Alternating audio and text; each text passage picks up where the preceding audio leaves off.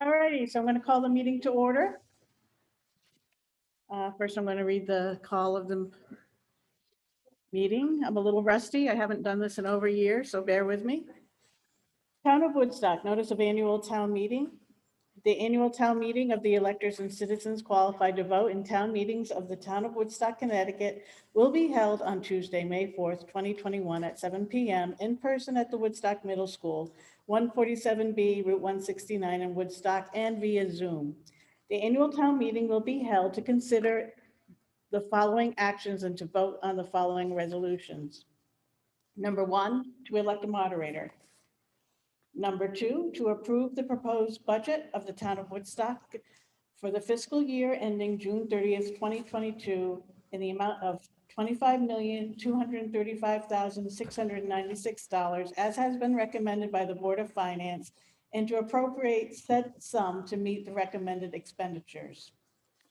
3, to adopt a capital improvement plan for a 5-year period ending 2025-2026, as has been recommended by the Board of Finance. Resolved that the town of Woodstock's local capital improvement projects of $13,008,281 and the capital improvement plan as defined in section 7-535 through 7-538, a copy of which plan is on file in the office of the town clerk and available for public inspection during normal business hours, is hereby ratified and approved. 4, to authorize the Board of Selectmen to apply for the state and federal grants. 5, to transact such other business as may properly come before said meeting. And 6, to adjourn.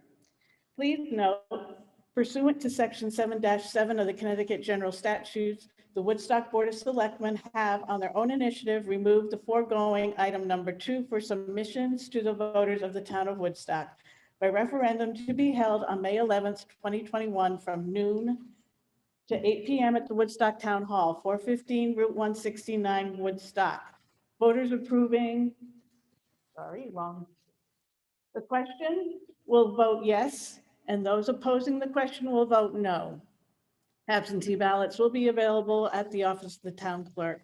And this was approved at the Board of Selectmen's meeting on April 15th of 2021, and then it was published in the Norwich Bulletin on April 23rd. Before we start, we have some rules for the Zoom participants that Crystal asked me to read. Number 1, keep yourself muted unless you have been called on to ask a question. Number 2, the meeting moderator will repeat any questions from the in-person audience so that those attending via Zoom can hear them.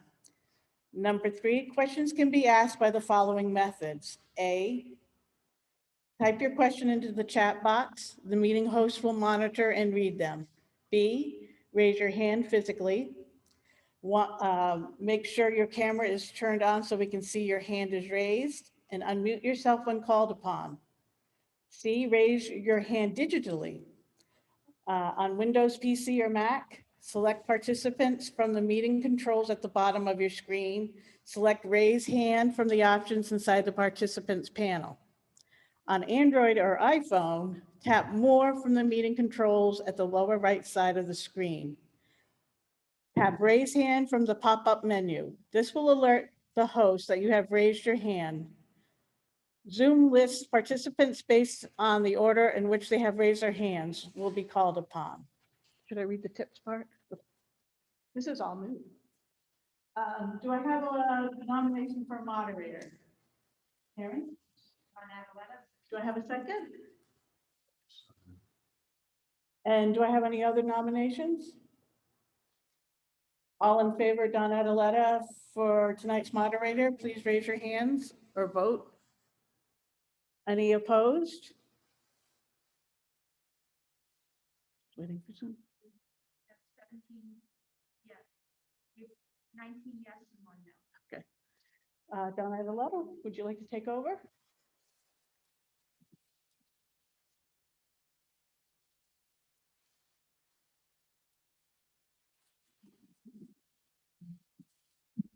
Thank you and good evening, everybody. As per the call, item number 2, the first item to come up after the election of the moderator, does not require a vote. So we will move on to item number 3, which is to adopt a capital improvement plan. Actually, but item number 2, is there anybody here who wants to address this issue? Yeah, Mr. Richardson. Yes, you should he come up here or should he? Whatever you prefer.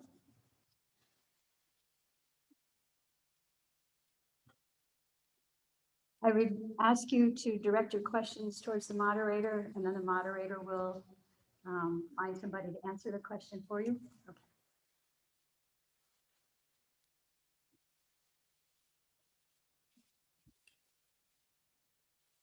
I really have two issues. You have to use- I really have two issues or questions for the Board of Finance and Town Attorney, who should address them for the record. In the March BOE plans, Mr. Could you speak closer to this and a little more loudly and a little slower? in the March BOE plans, the BOE stated they had planned to use $162,000 from the healthcare reserve account. That's the Fund 51 account, in addition to the authorized budget. Auditors on multiple occasions have stated clearly this account is a town account, as is required by the Connecticut General Statutes. They have also made it clear on multiple occasions, including the following by Mike Vandeventer, who was a lead auditor on the 11th of November 2018, that repurposing of these funds falls under town regulations. On 3/5/2019, he said the use of those funds specifically by the BOE would be appropriate if approved as part of the budgetary process. And by the town attorney on April 10th, 2019, he stated in response to a question from the Board of Finance, question number 2, if healthcare costs to be paid are part of the expenses enumerated in the Board of Education's annual budget, they're subject to the spending limit contained in Prop 46. Where the funds come from to cover these costs is a separate issue. Excess money in that reserve fund could be used to offset those expenses, but I don't believe that would qualify as other income that would allow the entire budget limit to be increased, which is exactly what's being done. It would just reduce the amount of revenue that would have to be raised from property taxes. Use of these funds outside the budgetary process would be subject to the limits of Prop 46 and Connecticut General Statute 10222. But that appears to be exactly what is being planned. If this is permitted, then any expenses post-budget would be allowed, effectively neutering Prop 46. When this issue was raised last year, I was told by the first selectman that legal counsel had reviewed the issue and that opinions were given, but that opinion was subject to lawyer-client privilege. If this is legal, in other words, going ahead and using these funds as being proposed, then why not make that opinion public? There is certainly a lot of precedence for making those legal opinions precedent over the last 40 years, making them public, excuse me. If this continues to be the plan, then please explain how this is legal and not simply a way around Prop 46. The second issue is the capital plan. In May of 2019, the town attorney explained to this meeting, the town meeting, a capital plan being put forward for Woodstock Academy charges was a single specific one-time non-recurring project to be paid for over 2 years. This, despite this expense having been part of the tuition charge, as this type of expense has been since at least 2002 and likely decades prior to that. Now this appears to have morphed into a recurring expense ad infinitum,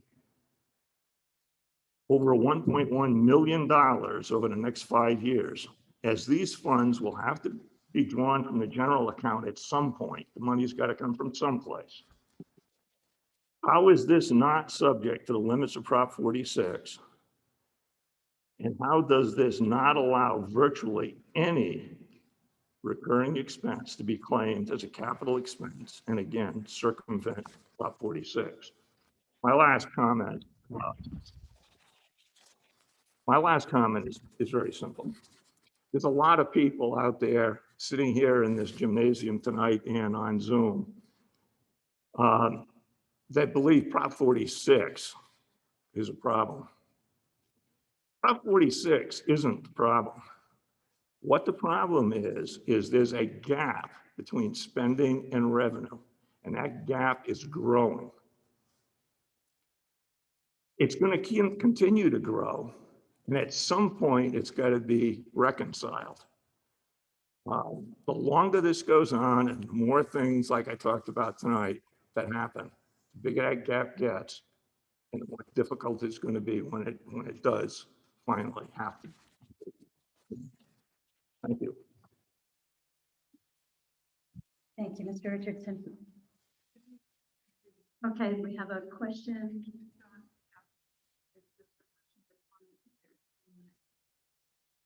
Yes, there usually is.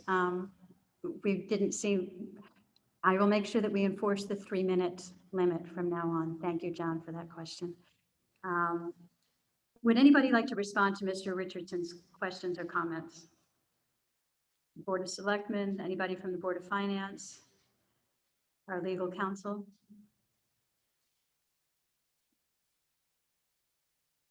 Okay, there's no response to Mr. Richardson's comments or his questions. Are there any other comments? Okay, then we will move on to item 3, which is to adopt a capital plan for the 5-year period. May I have a motion to accept that capital improvement plan? Thank you, Greg. Greg Klein moved to accept it. Is there a second? Mr. Fortin, second. So then, is there any discussion on this? Do people have questions? Do people have comments? Either here or? Okay, then hearing none, all in favor to accept the capital improvement plan as presented in the agenda, signify by saying aye or voting appropriately on Zoom.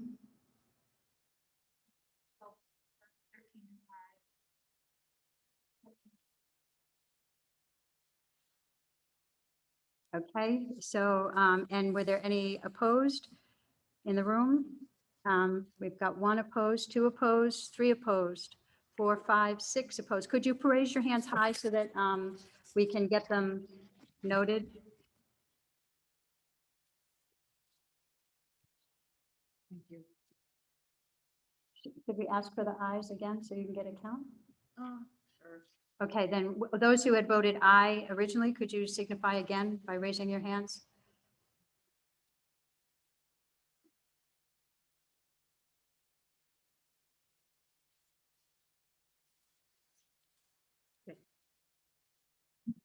And do the ayes have it? Yes. Okay, the ayes have it. The motion is passed as presented and written in the agenda. Item number 4, to authorize our Board of Selectmen to apply for state and federal grants. Is there a motion to accept that? Mr. Dougherty and Karen Fitzpatrick as a second. Is there any conversation, questions on this issue? Anything online on this issue? Okay, then all in favor of authorizing the Board of Selectmen to apply for state and federal grants signify by raising your hand.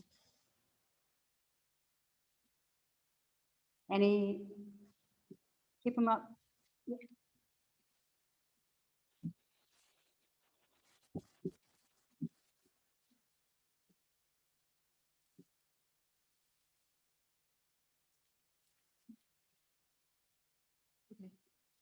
Any opposed?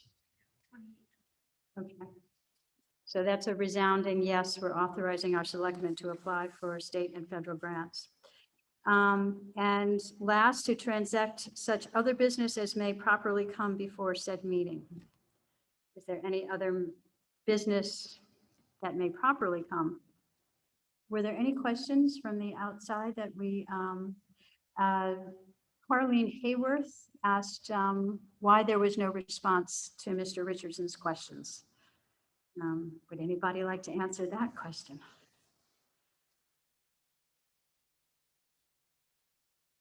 I'm sorry, Carlene, nobody's responding to the lack of response. So in that case, the last thing we need to vote on is to adjourn. Karen Fitzpatrick moved. Was there a second? Mr. Dougherty. Just because it's fun to take this vote, all in favor, say aye. Thank you for coming out tonight. Thank you for your comments. Thank you for your concern. You can get all the appropriate paperwork online. And I'll see you at the polls next week.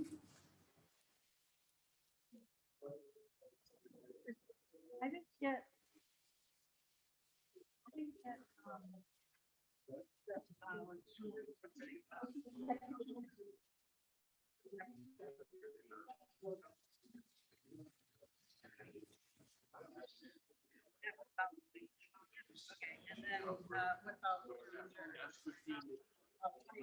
Christine, what, can people get absentee? Yeah, you can get absentee, yeah.